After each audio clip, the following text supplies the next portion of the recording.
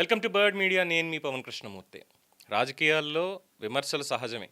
కానీ అదే పనిగా ఒక రాష్ట్రాన్ని పట్టుకొని, ఆ రాష్ట్ర ప్రభుత్వాన్ని పట్టుకొని, అది కూడా కేవలం తెలుగుదేశం పార్టీ, జనసేన ఇప్పుడు కలిసి ఉన్నాయి కాబట్టి, ఇలా వీళ్ళున్న కూటమి ఉంది కాబట్టి దాన్ని చేసుకుంటూ, అలాగే మనం అధికారంలో లేము కాబట్టి మనం ఏది మాట్లాడినా చెల్లిపోతుంది అంటూ బీఆర్ఎస్ నేతలు ఇటీవల కాలంలో కాస్త అతి తెలివి ప్రదర్శనలు చేస్తున్నారు అనడంలో అతిశయోక్తి లేదు. ఎందుకనంటే కన్నెపల్లి పంప్ హౌస్, మేడిగడ్డ దీనికి సంబంధించో నీళ్ళుగో ఇంత వస్తున్నాయి, అయినా సరే పంపులు ఆన్ చేయట్లేదు, ఆన్ చేసి తెలంగాణకు నీళ్ళు ఇవ్వట్లేదు అంటూ కూడా ఆరోపణలు చేస్తూ, ఇంకో పక్కన ఏంటి, పట్టిసీమ చంద్రబాబు నాయుడు గారు చాలా ముందు చూపుతోటి ఆలోచించి పోలవరం అనేటువంటిది టైం పడుతుంది ఖచ్చితంగా, దానికంటే ముందు కృష్ణా డెల్టాని కూడా సస్యశ్యామలం చేయాలి అంటే గోదావరి నీటిని మనం వాడుకోవాలి, మనకున్నటువంటి దాన్ని, ఇది దిగువకి వెళ్ళిపోయేటువంటి నీళ్ళని కూడా మనం వాడుకోవాలి అని చెప్పి వరదల సమయంలో పట్టసీమని అప్పుడు కట్టించారు. దేవినేని ఉమామహేశ్వరరావు గారు భగీరథ ప్రయత్నమే చేశారు నిజంగా అని చెప్పాలంటే. నిజంగా హ్యాట్స్ ఆఫ్ ఆయనకి. ఈ సందర్భంగా మళ్ళీ ఒకసారి ఆయనకి నిజంగా కృతజ్ఞతలు చెప్పుకోవాలి. ఈరోజు కృష్ణా డెల్టా కంప్లీట్ ఇదవుతోంది అంటే దానికి దేవినేని గారే కారణం. చంద్రబాబు నాయుడు గారి ఆలోచన, ఈయన ఆచరణ. సో అందులో ఆ కట్టినటువంటి మెగా కృష్ణారెడ్డి గారు, వాళ్ళ మెగా కంపెనీ కూడా దాంట్లో భాగస్వామ్యం ఉంది కాబట్టి వాళ్ళకి కూడా దీంట్లో థ్యాంక్స్ చెప్పొచ్చు. అంటే మంచి జరిగినప్పుడు మంచి అని చెప్పాలి, అంతేగాని తప్పనకూడదు. సరే, ఇప్పుడు పాయింట్ ఏంటంటే ఇక్కడ ఈ ఆంధ్రప్రదేశ్ ముఖ్యమంత్రి ఒకప్పటి రేవంత్ రెడ్డి గారికి సహచరుడు, అంటే ఆయన చెప్పుకున్నాడు, నా సహచరులు నాకు గురుతుల్యులు అని చెప్పుకున్నారు, నా గురువే చంద్రబాబు నాయుడు గారు అని చెప్పి అప్పుడే చెప్పుకున్నారు. సో ఆ రకంగా చూస్తే చంద్రబాబు నాయుడు శిష్యుడైనటువంటి రేవంత్ రెడ్డి గురువుకి గురుదక్షిణగా గోదావరి నీళ్ళని ఇచ్చేస్తున్నాడు, కనీసం తెలంగాణ దాహార్తి తీర్చట్లేదు, గొంతు తడపట్లేదు అంటూ ఆరోపణలు. అంటే ఇక్కడ అనిపిస్తుంది నిజంగానే బుర్రా బుద్ధి ఉండే మాట్లాడుతున్నారా వీళ్ళు, కనీసం ఆ జ్ఞానం అన్న లేదా అని చెప్పని. రేవంత్ రెడ్డి తన అవకాశాన్ని ఎందుకు వదులుకుంటాడు? నీళ్లు పుష్కలంగా వస్తున్నాయి, ఇలాంటప్పుడే కదా నేను చెయ్యాలి అని చెప్పి అన్ని వనరులన్నీ అందుబాటులో ఉండి ఎందుకు వదులుకుంటాడు ఆయన? పనిపాట్లేదా? ఇప్పుడు గోదావరి నీళ్ళు మొత్తం అంతా కూడా కిందకు వదిలేస్తే, ఒక్క చుక్క కూడా ఇక్కడ ఉంచకుండా వదిలేస్తే తెలంగాణ సస్యశ్యామలం అయిపోతుంది, కరువు వచ్చి నీళ్ళు ఇవ్వకపోయినా పర్వాలేదు, నేను ఫ్యూచర్ సిటీ లేదంటే మూసీ నది ఇవి మాత్రమే పట్టు కూర్చుంటానని ఏమైనా ఆలోచిస్తాడా? లేదుగా. ఆయనకు అవకాశం వచ్చి మొత్తం తెలంగాణ అంతా నీరు ఇవ్వాలి అంటే నెక్స్ట్ అసలు బీఆర్ఎస్ ఎలక్షన్ కూడా వెళ్ళలేదు కదా, అంత ఆపర్చునిటీ ఆయన చేతిలో ఉంది కదా. టెక్నికల్గా వాళ్ళు ఇచ్చినటువంటి రిపోర్ట్స్ తోటి మేడిగడ్డ బ్యారేజ్ అది దాన్ని చూస్తుంటేనే నిజంగా భయంకరంగా ఉంది. ఒక రకంగా ఆ పిల్లర్లు కుంగిన దగ్గర దాన్ని ఇప్పుడు ఏం చేయాలి అనేటువంటి దాని మీద మల్లగుల్లాలు పడుతున్నారు. మళ్ళీ మొత్తం అంతా తీయాలా, బ్యారేజ్ ఎక్కడి నుంచి మళ్ళీ రీకన్స్ట్రక్షన్ చేయాలి, ఇవన్నీ కూడా చూస్తున్నారు. ఈ పంప్ హౌస్ లాంచ్ చేయాలి, ఇంకోటి అంటే ఆ పంప్ హౌస్కి సంబంధించినటువంటిది ఏముందో తెలియదు. సో దీని మీద హరీష్ రావు గారు ట్వీట్ వేస్తారు, ఏమని, పట్టిసీమ పక్కన ఇలా అయిపోతుంది చక్కగా, అందుకని చెప్పి గురుదక్షిణ ఇచ్చేసాడు అనేటువంటి విధంగా. ఇంకో పక్కన ఇగో ఇది చేశాడు అని చెప్పని ఇంకో ఆరోపణ కింద. మరి ఏమనాలి వీళ్ళని? ఇగో ఇప్పుడు కూడా ఇంకొక ట్వీట్ వేశారు, ఏమని, రేవంత్ రెడ్డి మాట తప్పడం, పార్టీలు మారడం నీ రాజకీయ సంస్కృతి కావచ్చు కానీ నాది కాదు. 20 ఏళ్ల నీ రాజకీయ చరిత్ర, 25 ఏళ్ల నా రాజకీయ చరిత్ర అనే దానికి నిదర్శనం. నీలాగా ఓటు వేసి ఒక మాట, ఒట్టు వేయకుండా ఒక మాట, సరే ఒట్టేసి ఒక మాట, ఒట్టేయకుండా ఒక మాట చెప్పే అలవాటు నాకు లేదు. భద్రాద్రి రాముడి సాక్షిగా సరే ఈ రుణమాఫీలు ఇవన్నీ కూడా అయ్యాయి. కన్నెపల్లి నుంచి నీళ్లు లిఫ్ట్ చేయని నీ చేతగంతనాన్ని అబద్ధాలతో కవర్ చేసుకోవాలని చూడడం హీనమైన చర్య. 28 లక్షల వరద వచ్చినప్పుడే మేడిగడ్డ, అన్నారం, సుందిళ్ల బ్యారేజీలు చెక్కు చెదరలేదు. 1,00,000 క్యూసెక్ల వరద వస్తున్న ప్రస్తుత సమయంలో ఏదో జరుగుతుందని ఎందుకు భ్రమలు కల్పిస్తున్నారు? కన్నెపల్లి పంప్ హౌస్ నుంచి నీళ్లను లిఫ్ట్ చేసి అన్నారం, సుందిళ్ల ద్వారా ఎల్లంపల్లికి తరలించాలని చెప్తున్నా ఎందుకు పట్టించుకోవట్లేదు? రిటైర్డ్ ఇంజనీర్ల సుదీర్ఘ అనుభవం అంటే మీకు లెక్కే లేదా? మళ్ళీ ఇక్కడ ఆనాటి రోజులు తెస్తానన్న రేవంత్ అనుమల మళ్ళీ సమైక్య రాష్ట్రం నాటి తెలంగాణ జలాల దోపిడీకి తలుపులు తెరిచిన పరిస్థితి తీసుకురావడం దుర్మార్గం. హరీష్ రావు గారు, ఎవరు సార్ దోపిడీ చేస్తున్నది నీటిని? ఎవరు దోపిడీ చేస్తున్నారు సార్? చెప్పండి, మనస్ఫూర్తిగా చెప్పండి. రాజకీయం అనేది పక్కన పెట్టి నీటి దోపిడీ ఎవరు చేస్తున్నారో ఒకసారి చెప్పండి సార్. ఆంధ్రప్రదేశ్ నీటి దోపిడీ చేస్తోందా? ఎంత వరద వచ్చినా కానీ ఆంధ్రప్రదేశ్లో స్టోరేజ్ చేయడానికి ఎక్కడన్నా ఫెసిలిటీ ఉందా సార్ గోదావరి నీళ్ళని? ఒక్క ధవళేశ్వరం దగ్గర కొద్దిగా తప్ప. అయినా వరద వచ్చినా కానీ వరద తగ్గుతుంది అన్నప్పుడు గేట్లు మూయడం తప్ప, వరద వచ్చింది అంటే గేట్లు ఎత్తడమే కదా ధవళేశ్వరం మొత్తం. స్టోరేజ్ కెపాసిటీ ఎక్కడుంది? పోలవరం పూర్తయిందా పోనీ? లేదు. పట్టిసీమలో తీసుకునేది నీళ్ళు ఎంత సార్? అది మహా అయితే 200-300 టీఎంసీలు. సారీ, 200-300 కూడా కదా, టెక్నికల్ తప్పు, క్షమించాలి.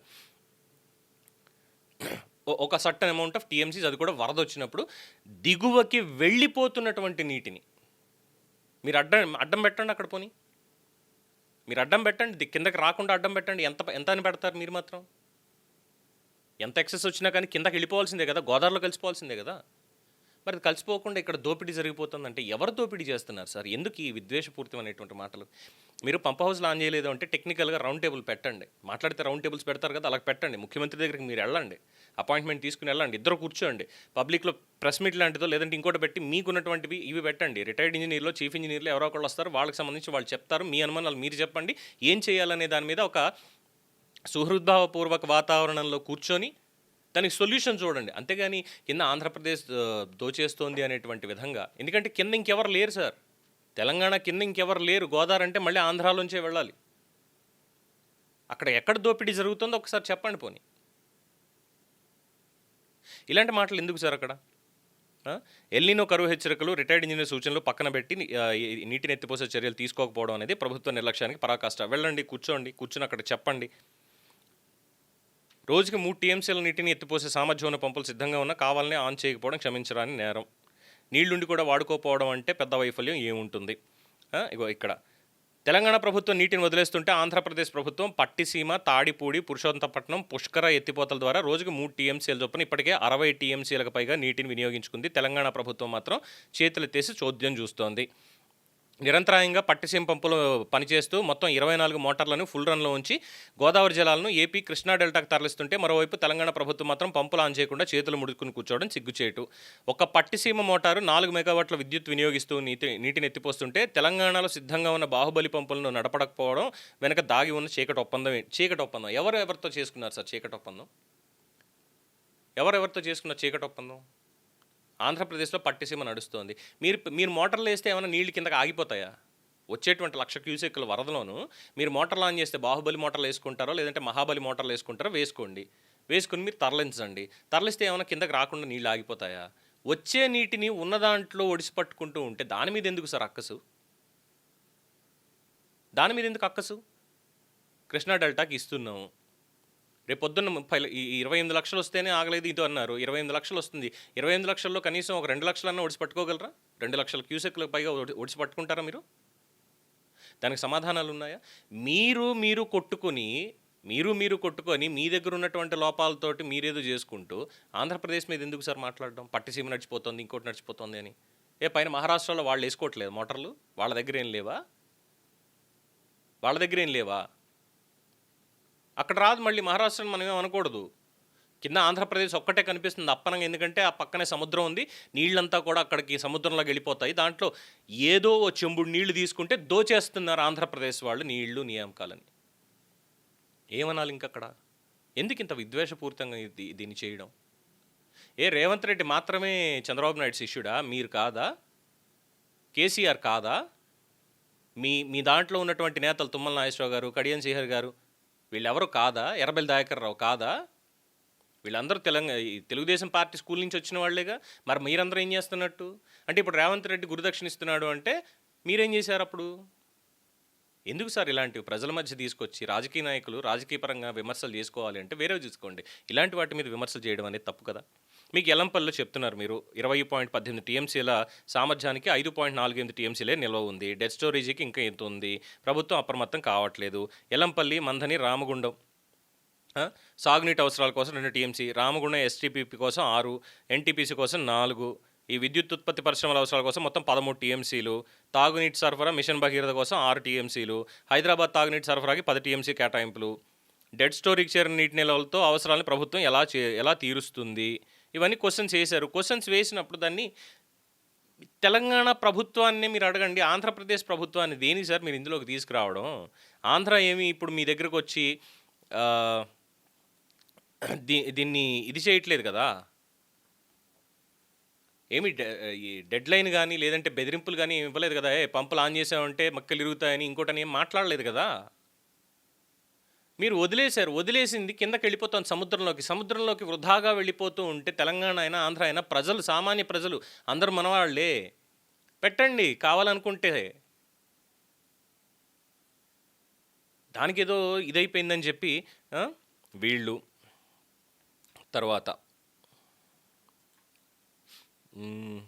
ఇంకెవరు?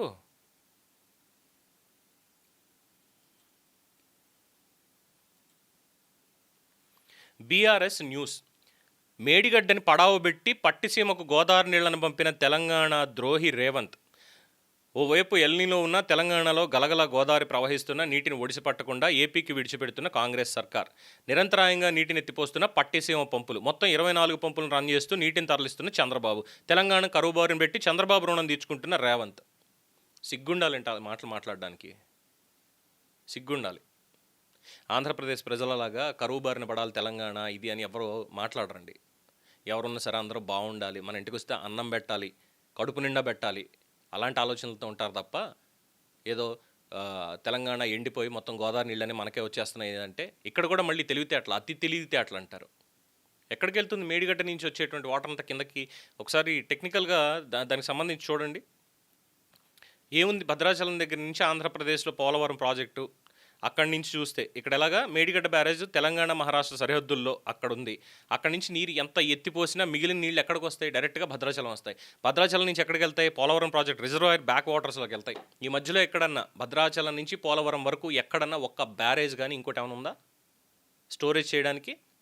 లేదు. అది అయిన తర్వాత ఎక్కడికి వెళ్తుంది? డైరెక్ట్ ధవళేశ్వరం వెళ్తుంది. ధవళేశ్వరం తర్వాత ఇంకెక్కడన్నా ఉందా పోనీ స్టోరేజ్? లేదు. పూర్తిగా సముద్రంలోకి వెళ్ళిపోతుంది అంతర్వేది. ఎక్కడ దోపిడీకి గురవుతుంది అంటే ఇప్పుడు సముద్రం దొంగ అని చెప్పండి. పోనీ గోదావరి నీళ్ళని సముద్రం తాగేస్తుంది, తెలంగాణ వదిలేస్తూ ఉంటే రేవంత్ రెడ్డి ఏం చేయలేకపోతున్నాడని సముద్రం మీద అండి. ఏం చెప్పాలి ఇంక వీళ్ళకి? ఇక్కడ చంద్రబాబు గురుదక్షిణ అంటే ప్రతిసారి అంటే కిందకి మనకి పల్లంలో ఉంది స్వామి, కిందకి వెళ్ళిపోతుంది. మీరు కట్టండి, గోదావరి మీద అడ్డంగా పడిపోండి కావాలంటే, వెళ్ళి అడ్డంగా పడిపోండి మొత్తం అందరూ కూడా, తెలంగాణ మొత్తం అంతా కూడా వెళ్ళిపోయి గోదావరికి అడ్డంగా భద్రాచలానికి ముందే ఒక్క చుక్క కూడా కిందకి వెళ్ళకూడదని పడుకోండి, వెళ్ళి చెయ్యండి. అది మీరు పోనీ అది చెయ్యం, కిందకి వెళ్ళిపోతున్నాయంటే ఇంకేమన్నా ఆంధ్ర వాళ్ళు దుబ్బేస్తున్నారు, ఆంధ్ర వాళ్ళు దొంగతనం చేసేస్తున్నారు. రేవంత్ రెడ్డి చంద్రబాబు గురుదక్షిణ చేస్తున్నాడు. మరి జగన్మోహన్ రెడ్డి కూడా అప్పట్లో పంపులు వేసాడు మీ కాళేశ్వరం అవ్వకముందు, అప్పుడు కూడా జలదోపిడీకి అయిపోయిందా గోదావరి నీళ్ళు? అప్పుడేం చెప్తారు? అప్పుడు మీరు మిలాఖాతులు అయ్యారు కాబట్టి స్నేహధర్మంలో గోదావరి నీళ్ళు ఆంధ్రప్రదేశ్ ప్రజలకు ఇచ్చాం. What double standard sir. ఇంత రాజకీయపరమైనటువంటి అనుభవం ఉంది, చక్కటి చదువు ఉంది, విజ్ఞానం ఉంది, ఉండి కూడా ఇలాంటి మాటలు మాట్లాడడం అంటే ప్రజల్లో చిచ్చు పెట్టేటువంటి కార్యక్రమం కాదా ఇది? ఎందుకంటే మీ రాజకీయ నాయకులకు ఇంకా పనిపాటు లేదా? ప్రజల్లో చిచ్చు పెట్టడానికి ఇవన్నీ మాట్లాడేది మీరు. టెక్నికల్గా రిటైర్డ్ ఇంజనీర్ ఇచ్చారా, ఇంకోటి ఇచ్చారా, ఇంకేం చేశారు, ఇవన్నీ కూడా చూస్తే బీఆర్ఎస్ పార్టీ తన గొయ్యిని పూర్తిగా ఇంకా తవ్వుకుంటుందని చెప్పాలి. ముఖ్యంగా ఆంధ్రప్రదేశ్ని దీంట్లోకి లాగి పట్టిసీమ మోటార్లు వేసేస్తున్నారు, లేదంటే పురుషోత్తపట్నం వేసేస్తున్నారు, ఇంకోటి వేసేస్తున్నారంటే ఖచ్చితంగా మీరు మీ గోతిని మీరే తవ్వుకుంటున్నారు అనేది చాలా స్పష్టం. ఎందుకు మేడిగడ్డ దగ్గర పంపులు పనిచేయడం లేదు? బాహుబలి మోటార్లు ఎందుకు పనిచేయడం లేదు? ఎందుకు వాటిని ఆన్ చేయలేదు? ఎలాంటి టెక్నికల్గా గ్రౌండ్ లెవెల్ రియాలిటీ ఏంటనేది ఒక 5 మెన్ కమిటీ వేయండి. బీజేపీ, బీఆర్ఎస్, కాంగ్రెస్, తర్వాత ఇంకో ప్రజా సంఘాల నుంచి 2 5 మెన్ కమిటీని వేసి, ఒక కన్నయ్య నాయుడు గారు ఉన్నారు కావాలంటే, ఎందుకంటే మన తుంగభద్ర గేట్లన్నీ కూడా ఆయన బిగించి పెట్టారు కదా, దగ్గరుండి పర్యవేక్షణ చేసి ఆయన తీసుకెళ్ళండి. ఆయన తీసుకుని వెళ్ళి టెక్నికల్గా ఏంటి అక్కడ జరిగినటువంటిది ఏంటి, ఏం చేయాలి ఒకసారి మాట్లాడండి, మాట్లాడి పబ్లిక్ ముందు పెట్టండి. అంతేగాని మాట్లాడితే గురుదక్షిణ తీర్చుకున్నాడు, ఆంధ్ర తడిసిపోతోంది, తెలంగాణ ఎండిపోతోంది, ఇలాంటి తప్పుడు మాటలు మాట్లాడకూడదు సార్. అది ఎవరైనా కానీ ఎందుకు మాట్లాడితే అపవాదు. తెలంగాణ మీ చేతగానితనం అనుకోవాలి. మీ 2 పార్టీల యొక్క గత ప్రభుత్వం మీది, ఈ ప్రభుత్వం ఈంది కాంగ్రెస్ది. మీ చేతగానితనంతో మీరు చేసుకోలేక ఆంధ్ర మీద పడి ఆడవడం దీనికి తప్పు సార్. అది చాలా తప్పు. తెలంగాణ ప్రజలకి చాలా క్లియర్గా అర్థమవుతోంది ఎవరు ఏం చేస్తున్నారు అనేటువంటిది. ముఖ్యంగా తెలంగాణ రైతాంగానికి తెలుసు, మట్టి పట్టి పండించేటువంటి రైతుకు తెలుసు ఏం జరుగుతోంది అనేది. వాళ్ళలో లేవు విద్వేషాలు, మీరే రెచ్చగొట్టి ఇవన్నీ కూడా తీసుకొస్తున్నారు విద్వేషాలు. వరద ఎంత వస్తే ఏమవుతుంది, గోదావరి ఎలా ఉంది ప్రవాహం అనేటువంటిది అన్నీ వాళ్ళకి తెలుసు అండి. కానీ ప్రజల్ని మభ్యపెట్టేలాగా, లేదంటే చిచ్చు పెట్టేలాగా, దీనికి రాజకీయ పబ్బం గడుపుకునేలాగా ఇలాంటివి చేస్తే సమాజం క్షమించదు. దీని మీద మీ అభిప్రాయం తెలియచేయండి. చూస్తూనే ఉండండి ది బర్డ్ మీడియా. ఈ వీడియో మీకు నచ్చినట్లయితే లైక్ చేయండి, షేర్ చేయండి, సబ్స్క్రైబ్ చేయండి. మరిన్ని అప్డేట్ల కోసం మా వాట్సాప్ ఛానల్ను ఫాలో చేయండి.